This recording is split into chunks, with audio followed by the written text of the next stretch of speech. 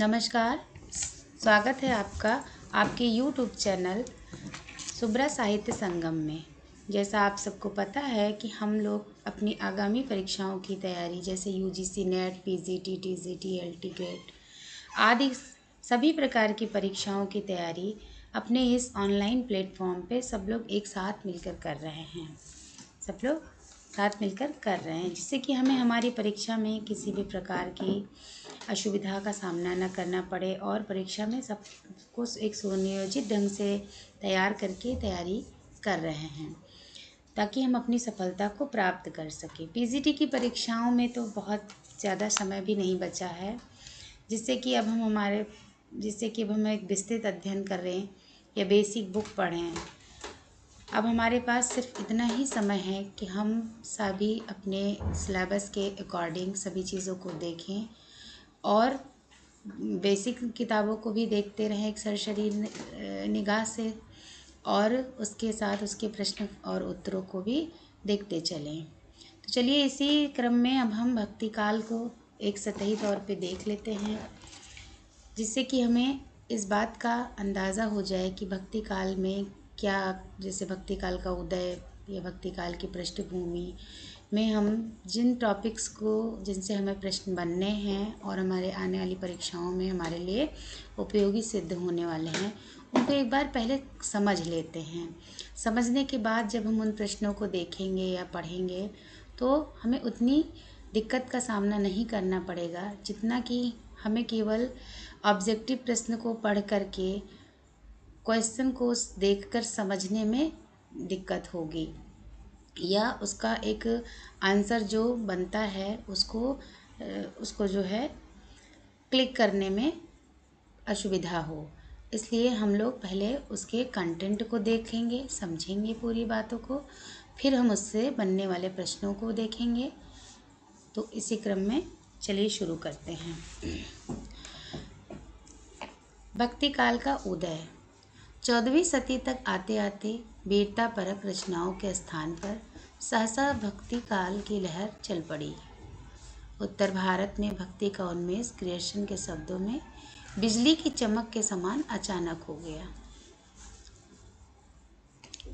इस ग्रियर्सन जी ने कहा कि उत्तर भारत में भक्ति का जो उदय है वो बिजली की चमक के समान अचानक हो गया। इस पर विद्वानों ने भी तरह तरह के मत प्रकट किए। जैसे आचार्य रामचंद्र शुक्ल जी ने कहा कि अपने पौरुष से हताश जाति के लिए भगवान की शक्ति और करुणा की ओर ध्यान लगाने के अतिरिक्त दूसरा मार्ग ही क्या था। हिंदुओं में मुसलमान, और फिर रामकुमार वर्मा जी ने भी इसी मत में कहा कि हिंदुओं में मुसलमानों से लोहा लेने की शक्ति नहीं थी। इस असहाय अवस्था में उनके पास ईश्वर से प्रार्थना करने के अतिरिक्त कोई और साधन नहीं था। जबकि हजारी प्रसाद द्विवेदी जी ने कहा हजारी प्रसाद द्विवेदी जी ने भक्ति आंदोलन को भारतीय चिंतन धारा का स्वाभाविक विकास बताते हैं। उन्होंने कहा कि अगर इस्लाम नहीं भी आया होता तो भी इस साहित्य का वारा आना वैसा का वैसा ही होता जैसा आज है। भक्ति काल की पृष्ठभूमि के विषय में देखें तो सामाजिक परिस्थितियां बनी, राजनीतिक परिस्थितियां बनी, धार्मिक परिस्थितियां बनी और सांस्कृतिक परिस्थितियां बनी। सामाजिक परिस्थितियों की बात करी जाए तो जैसे कुप्रथाओं, बाह्य आडंबरों, निरर्थक कर्मकांडों, जातीय भेदभावों, अंधविश्वासों का बहुत बोलबाला हो गया था, जिससे कि सामाजिक जीवन आरक्षित हो गया था एवं भिन्न हो गया था। प्राचीन मूल्य एवं जीवन दर्श का कहीं नामो निशान ही नहीं रह गया था। स्त्रियों और ब्राह्मणों की दशा बहुत दयनीय थी। वल्लभाचार्य जी ने कहा भी था कि देश मलेच्छाक्रांत है, गंगादि तीर्थ दुष्टों द्वारा भ्रष्ट हो रहे हैं।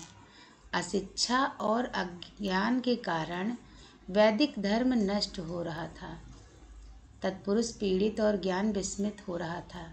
ऐसी स्थिति में एकमात्र कृष्णाश्रय में ही कल्याण था। मतलब भक्ति का ही श्रेय लेना था, मतलब भक्ति के ही शरण में जाने से ही समाज का कल्याण संभव था। फिर राजनीतिक परिस्थितियां भी उस समय की बहुत ही जटिल थीं। जैसे कि तत्कालीन राजनीतिक परिस्थितियां उस समय ऐसी थी कि 1398 ईस्वी में तैमूर लंग के आक्रमण काल से लेकर आगे तक का काल अनवरत संघर्ष का काल था। अलाउद्दीन खिलजी संपूर्ण भारत में विजय पताका फहराने निकला था।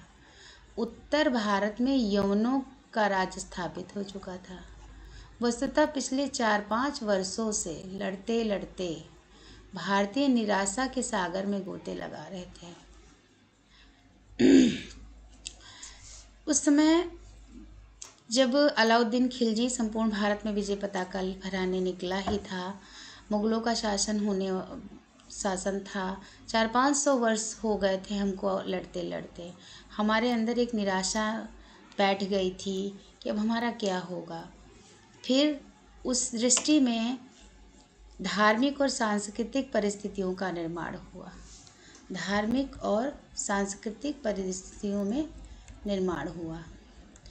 उससे जैसे शंकराचार्य, रामानुजाचार्य, वल्लभाचार्य, निम्बार्क माधवाचार्य इत्यादि संतों और महात्माओं ने अपने भक्ति सिद्धांतों की दृढ़ता से स्थापना की। इन्हीं के बड़ी ही दृढ़ता के साथ स्थापना की और इन्हीं सिद्धांतों के प्रचार करने के लिए दक्षिण में आलवार भक्तों द्वारा भक्ति आंदोलन चला, जो शीघ्र ही उत्तर भारत में भी फैल गया। तो इस प्रकार भक्ति आंदोलन तत्कालीन सामाजिक, राजनीतिक, धार्मिक परिस्थितियों की देन के साथ साथ सांस्कृतिक और वैचारिक आंदोलन की भी सुंदर परिणति थी। भक्ति काल उदय विभिन्न विद्वानों की दृष्टि में तो अभी देखा ही हम लोगों ने, जैसे अरबों की देन माना है ताराचंद जी ने, बाह्य आक्रमण की देन रामचंद्र शुक्ल जी मानते हैं, भारतीय परंपरा का स्वतः स्फूर्ति हजारी प्रसाद द्विवेदी जी मानते हैं, भक्ति काव्य की पराजय की क्षति का पूरक गुलाब राय जी मानते हैं। इन्होंने कहा भी है कि पराजय की मनोवृत्ति मनुष्य को या तो विषय विलास में लीन करती है या अपनी आध्यात्मिक श्रेष्ठता के प्रदर्शन में क्षतिपूर्ण ढूंढने की प्रेरणा देती है। फिर भक्ति आंदोलन का स्वरूप देशव्यापी था। अभी दक्षिण में अलवार, नायनार या वैष्णव आचार्यों द्वारा महाराष्ट्र में वारकरी संप्रदाय, चैतन्य, असम में शंकरदेव आदि संप्रदायों की भी स्थापना हो चुकी थी। भक्ति साहित्य का उद्गम क्षेत्र बना दक्षिण प्रदेश। भक्ति दक्षिण से उपजी, लाए रामानंद, ऐसा हम लोगों ने पहले भी पढ़ा है। भक्ति को उत्तर में लाने का श्रेय आचार्य रामानंद जी को है। बाह्य आक्रमण की प्रतिक्रियाओं का परिणाम रामकुमार वर्मा जी ने बताया भी है कि हिंदुओं में मुसलमानों से लोहा लेने की शक्ति नहीं थी। इस असहाय अवस्था में उनके पास ईश्वर से प्रार्थना करने के अतिरिक्त अन्य कोई साधन नहीं था। शुक्ल जी की भांति ही इनके विचार भी थे, जो भक्ति का आंदोलन को कर्णधार जो है वो दक्षिण में 12 आलवार संत माने गए। इनमें आंडाल नाम की एक भक्तिन भी थी। फिर भक्ति काल हिंदी साहित्य का स्वर्ण काल। भक्ति काल निम्नलिखित विशेषताओं के कारण हिंदी साहित्य का स्वर्ण काल है। क्या विशेषताएं हैं? तो सबसे पहला ये है कि भक्ति काल को स्वर्ण काल बनाने में इस काल के चारों शाखाओं एवं उनके प्रमुख कवियों का योगदान सर्वप्रमुख है। चारों शाखाएं क्या हैं हमारी? राम काव्य, कृष्ण काव्य, संत काव्य, सूफी काव्य ने न सिर्फ काव्य का चतुर्मुखी विकास किया, राम काव्य, कृष्ण काव्य, सूफी काव्य, संत काव्य न सिर्फ चतुर्मुखी विकास किया, बल्कि अपने महंत संदेशों और उपलब्धियों के कारण हिंदी साहित्य को स्वर्ण युग बनाया। जैसे कि साहित्यिक उत्कृष्टता, साहित्यिक उत्कृष्टता की बात करें तो रामचरितमानस की, पद्मावत, बीजक, सूरसागर, मीरा, पदावली इत्यादि भक्ति काल की कालजयी रचनाएं अपने परिणाम, प्रसार, रूप बाहुल्य की वजह से उल्लेखनीय है। भक्ति काल में सूर, तुलसी, जायसी, कबीर जैसे महान कवियों का उदय हुआ। महान कवियों तथा रामानंद, वल्लभाचार्य, शंकराचार्य, नानक, सुंदरदास इत्यादि महान महात्माओं और संतों के अंतःकरणों से दिव्यवाणी निकलकर देश के कोने कोने में फैली। भक्ति काल में सूर, तुलसी, कबीर जैसे महान कवियों का उदय से हमारा तात्पर्य ये है कि जैसे अभी सूर ने सूर सागर की रचना की, तुलसीदास जी ने रामचरितमानस की रचना की, जयसी जी ने पद्मावत महाकाव्य लिखा, कबीरदास जी ने बीजक लिखा। ऐसे ये जो हमारे साहित्यिक उत्कृष्टता हमें प्रदान की, वो हमें सूर, तुलसी, जायसी, कबीर जैसे महान कवियों का तथा रामानंद के जो वल्लभाचार्य, शंकराचार्य, नानक, सुंदरदास इत्यादि महान संतों के अंतर्गत देशव्यापी निकल के देश के कोने कोने में फैली, जिससे भारतीय सभ्यता एवं संस्कृति की रक्षा हुई।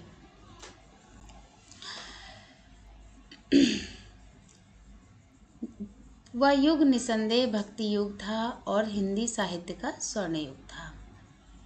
भक्ति भावना की प्रधानता भक्ति काल की श्रेष्ठता है। सत्संगी की महिमा, नाम सुमिरन का महत्व, गुरु की महत्ता, रूढ़ियों आडंबरों का विरोध और एक नवीन समाज का निर्माण, हिंदू मुस्लिम एकता इत्यादि भक्ति काल में देखने को ऐसी विशेषताएं मिलती हैं जो भक्ति काल को स्वर्ण काल बनाने में पूर्णतः समर्थ हैं। अवधी में बात करें तो अवधी में ब्रजभाषा का प्रयोग भी भक्ति काल की ही देन है। अलंकारों का सहज प्रयोग, छंदों का भाव वहन, शक्ति की दृष्टि से भी भक्ति काल की कविता महान कविता है। हिंदी साहित्य का ऊपर की सभी विशेषताओं को देखते हुए ही ये हिंदी साहित्य का स्वर्ण काल कहा गया। इसमें सगुण भक्ति और निर्गुण भक्ति में साम्य और वैषम्य को भी देखने को मिलता है। सगुण भक्ति और निर्गुण भक्ति के साम्य और वैषम्य की बात करी जाए तो उसमें गुरु की महत्ता को दोनों ने प्रतिपादित किया है। जैसे जायसी ने गुरु को पीर कहा है तो कबीर ने गुरु गोविंदो खड़े काके लागू पाए जैसी बात कही है। फिर सूर तुलसी ने भी गुरु की महत्ता प्रतिपादित की है। तो दोनों समन्वयवादिता की दृष्टि से सगुण निर्गुण में साम्य मिलता है। वैषम्य की बात करें तो सगुण भक्ति और निर्गुण भक्ति में मूल अंतर लीला और अवतार को लेकर के है। सगुण भक्ति में भगवान अवतार लेते हैं और विविध प्रकार की लीलाएं करते हैं, जबकि निर्गुण भक्ति में ऐसा नहीं है। सगुण भक्ति में भगवान के अनुग्रह पर विशेष बल दिया जाता है, जबकि निर्गुण भक्ति में आत्मविश्वास पर बल दिया जाता है। सगुण भक्त ईश्वर के साकार रूप में विश्वास रखते हैं, जबकि निर्गुण भक्त ईश्वर के निराकार रूप में विश्वास रखते हैं। दक्षिण में भक्ति आंदोलन जब शुरू हुआ तो आलवार और नैनार भक्त ने इस आंदोलन में प्रचार प्रसार में जो भूमिका निभाई, भक्ति ने बड़ा जोर पकड़ा जो 9वीं सदी तक अविच्छिन्न रूप से चला। इसके पुरस्कर्ता आलवार संत माने जाते ही थे। इनकी संख्या 12 थी। इनमें एक आंडाल नाम की महिला भी थी। आलवार संतों में अधिकांशतः अस्पृश्य जाति के लोग थे। आलवारों की रचनाओं का एक अनुग्रह भी मिलता है जिसे नलिनार दिव्य प्रबंध के नाम से जाना जाता है और इसमें 4000 पद हैं। इसका संकलन रंगनाथ मुनि ने 9वीं सदी में किया भी है। उन 12 आलवार भक्तों में 5वें आलवार भक्त नम्मालवार जो सटकोप के नाम से भी जाने जाते थे, जिन्हें राम का अवतार माना गया है, ये व्यंकांचल में साधना करते थे। इनकी सहस्र गीत नाम से एक रचना भी मिलती है। 7वें आलवार संत केरल के राजकुल शेखर हुए। दक्षिण में वैष्णव भक्त आलवार कहे जाते थे। तो शैव भक्त नैनार कहे जाते थे। इनकी संख्या 63 थी। नैनार की संख्या कितनी थी? 63 थी। फिर प्रमुख निर्गुण एवं सगुण दो संप्रदाय मतलब के अंतर्गत संप्रदायों की भी स्थापना हुई, जैसे अद्वैतवाद, विशिष्टाद्वैतवाद, ठीक है, द्वैतवाद की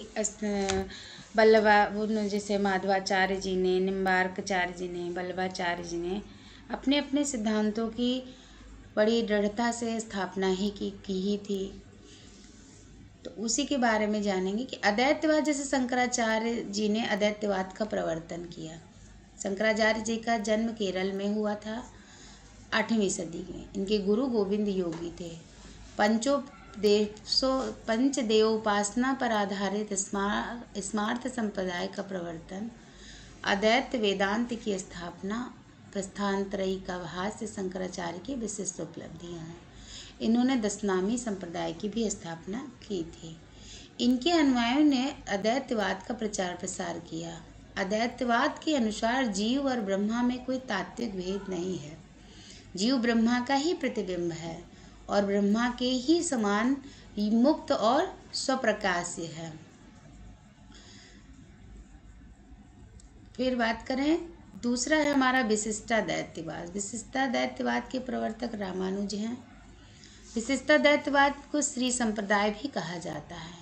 विशिष्टाद्वैतवाद के अनुसार 3 नित्य और स्वतंत्र पदार्थ हैं। अचित यानी प्रकृति, अचित यानी प्रकृति, चित यानी जीव और ब्रह्मा यानी परमात्मा ईश्वर। इसी कारण रामानुज को चित और अचित विशिष्टावादी कहा जाता है। रामानुज के अनुसार जीव ब्रह्मा से निर्गत होने के कारण उसी का अंश है। ईश्वर जीव का नियामक है और जीव की मुक्ति ईश्वर पर ही अवलंबित है। हमारा तीसरा संप्रदाय था दैत्यवाद। दैत्यवाद के प्रथम प्रवर्तक हैं दैत्यवाद के प्रथम प्रवर्तक हैं आचार्य माधवाचार्य। दैत्यवाद अद्वैतवाद की प्रतिक्रिया में उदित हुआ है। माधवाचार्य जी ने अद्वैतवाद के अभेद का खंडन कर 5 नित्य भेदों को सिद्ध किया, इसलिए इसे पंचभेद सिद्धांत भी कहा जाता है। इस सिद्धांत के अनुसार जीव ब्रह्मा से उत्पन्न है, ब्रह्मा स्वतंत्र और जीव परतंत्र है। दैत्यवाद सिद्धांत अधिकतर भागवत पुराण के लिए से लिए गए हैं। आगे देखते हैं दैत्यादैत्यवाद। दैत्यादैत्यवाद के प्रतिष्ठापक निम्बार्क के मत में संसार ब्रह्मा से भिन्न और अभिन्न दोनों है, इसलिए इस मत को दैत्य यानी भिन्नता मानने वाला मत और अद्वैत अभिन्नता मानने वाला मत कहा जाता है। इस मत का एक अन्य नाम है भेदवाद। इसे हंसा या सनकादि संप्रदाय के नाम से भी जाना जाता है। इस सिद्धांत के अनुसार जीव जगत और ईश्वर भिन्न होते हुए भी जीव जगत का अस्तित्व और व्यापार ईश्वर की इच्छा पर ही अवलंबित रहता है। ईश्वर की कृपा से ही जीव अपनी प्रकृति का ज्ञान होता है। बाह्य अद्वैत निर्विकार अखंड है। ब्रह्मा के निर्विकार हो रहते हुए भी माया के कारण इसका स्वाभाविक आनंद अनंत रूपों में प्रकट होता है। दैत्यवाद के सिद्धांत के अनुसार ब्रह्मा के 3 रूप हैं। अमूर्त अर्थात परम अक्षर तत्व, अपर मूर्त अर्थात सर्वदृश्य और अमूर्त अर्थात जीव रूप। शुद्धता दैत्यवाद शंकराचार्य के अद्वैतवाद में ब्रह्म माया सबल है। शंकराचार्य जी इसके विरोध में वल्लभाचार्य ने शुद्धता दैत्यवाद की स्थापना की थी। यह ब्रह्मा माया संबंध से रहित होने के कारण शुद्ध है। माया रहित ब्रह्मा से हमारा तात्पर्य है कि माया रहित ब्रह्मा ही एक अद्वैत तत्व है। सारा जगत प्रपंच उसी की लीला का विलास है। सर्वे खालविदम सर ब्रह्मा, सब कुछ ब्रह्मा ही है। शुद्धता दैत्यवाद के अनुसार सब कुछ ब्रह्मा ही है। यही शुद्धता दैत्यवाद के मूल में है। फिर हम कुछ संप्रदाय को देखेंगे। जैसे पहले ये है छठा हमारा रुद्र संप्रदाय। विष्णु स्वामी को रुद्र संप्रदाय के प्रवर्तन का श्रेय दिया जाता है। इन्होंने कृष्ण को अपना आराध्य मानकर राधा को भी भक्ति में स्थान दिया है। प्रश्न भी बनता है, कई बार आ चुका है कि किस संप्रदाय में कृष्ण के साथ राधा को भी आराध्य मानकर स्थान प्रदान दिया गया है। तो रुद्र संप्रदाय में भी राधा को आराध्य मानकर कृष्ण को आराध्य मानकर राधा को भी भक्ति में स्थान दिया गया है। महानुभाव संप्रदाय, इसके प्रतिष्ठापक चक्रधर हैं। नाथ पंथ के समानांतर महानुभाव संप्रदाय एक निर्गुणोपासक संप्रदाय है। वारकरी संप्रदाय, वारकरी संप्रदाय की स्थापना का श्रेय पुंडलीक जी को दिया जाता है। संत ज्ञानेश्वर, नामदेव, भानुदास आदि इसी संप्रदाय के अनुयायी हैं। ध्यान संप्रदाय, ध्यान संप्रदाय का जन्म भगवान बुद्ध की वेदी से हुआ। माना जाता है कि इसमें जीवन के सात्विक मानदंडों की प्रति मनुष्य को सचेत किया जाता है। राम काव्य के प्रसिद्ध संप्रदाय, राम काव्य के प्रसिद्ध संप्रदायों में रसिक संप्रदाय है। इस संप्रदाय के प्रवर्तक अग्रदास जी हैं। इन्होंने इस संप्रदाय में राम और सीता की श्रृंगारिक लीलाओं का रसयुक्त वर्णन किया। सखी भावना से राम की भक्ति की एवं रसिकता रसिक संप्रदाय की मूल भावना भी थी, इसमें पाई जाती है। स्वसखी संप्रदाय, स्वसखी संप्रदाय में रामचरणदास ने राम काव्य में श्रृंगारी भावना का समावेश देखा। स्वसखी संप्रदाय की स्थापना की है। इन्होंने पति पत्नी दाम्पत्य भाव से राम की उपासना की। तत्सुखी संप्रदाय, तत्सुखी संप्रदाय जीवराम ने राम भक्ति में पति पत्नी के स्थान पर सखी भावना का भाव रखकर राम काव्य के अंतर्गत तत्सुखी संप्रदाय की स्थापना की थी।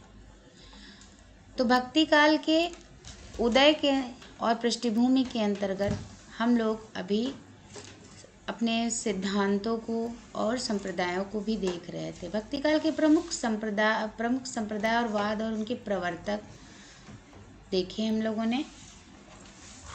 अब इनसे बनने वाले कुछ प्रश्नों को भी हम देखेंगे हम अपनी अगली वीडियो में। आज के लिए इतना ही। धन्यवाद।